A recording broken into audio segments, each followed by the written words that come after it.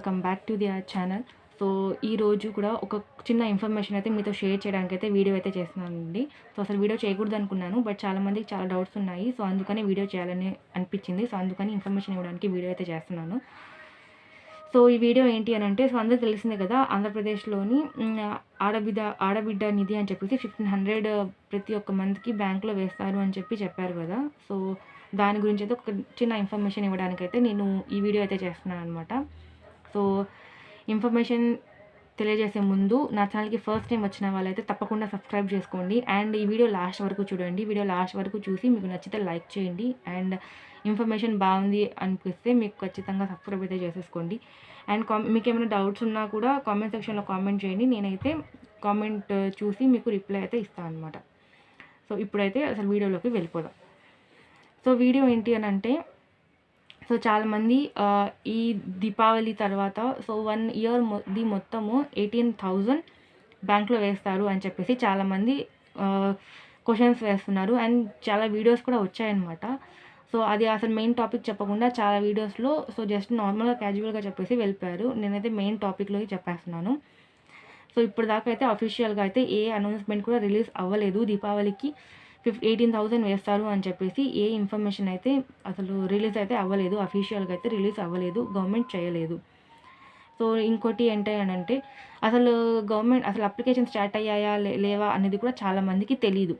So applications అనేవి నిజంగానే start అవ్వలేదు. ఎందుకంటే అఫీషియల్గా వాళ్ళు స్టార్ట్ చేస్తే అఫీషియల్గా వాళ్ళు చెప్తారు. అసలు నోటిఫికేషన్ అనేది మనకి వస్తుంది కాబట్టి అఫీషియల్గా ఎలాంటి అప్లికేషన్ అయితే రిలీజ్ అయితే చేయలేదు.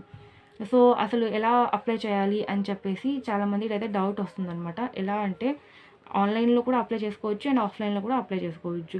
ఆన్లైన్లో అసలు రిలీజ్ కాలేదు కాబట్టి అప్లికేషన్ చేయడానికి. సో ఆన్లైన్లో మీరు ఇప్పుడు ఎలా చేస్తాం అలా చేసుకోవచ్చు. ఆఫ్లైన్ అయితే సచివాలయంలో కానీ లేకపోతే గవర్నమెంట్ ఆఫీసెస్లో కానీ మీరైతే అప్లై అయితే చేసుకోవచ్చు. అండ్ దీనికి అసలు ఏమేమి డాక్యుమెంట్స్ కావాలి అని చెప్పేసి కూడా చాలామందికి తెలీదు. ఏమేమి డాక్యుమెంట్స్ కావాలి అంటే, మీకు ఖచ్చితంగా ఆధార్ కార్డు ఉండాలి, ఆధార్ కార్డు బ్యాంక్ కార్డు ఉండాలి. Aadhaar card phone number bank కార్డ్కి లింక్ అయి ఉండాలి. అండ్ ఇంకోటి వచ్చి పాన్ కార్డు ఉండాలి. అండ్ ఇంకోటి వచ్చి ఇన్కమ్ అండ్ క్యాస్ట్. ఈ ఫైవ్ అయితే ఖచ్చితంగా కంపల్సరీగా అయితే మీకు ఖచ్చితంగా కావాలి.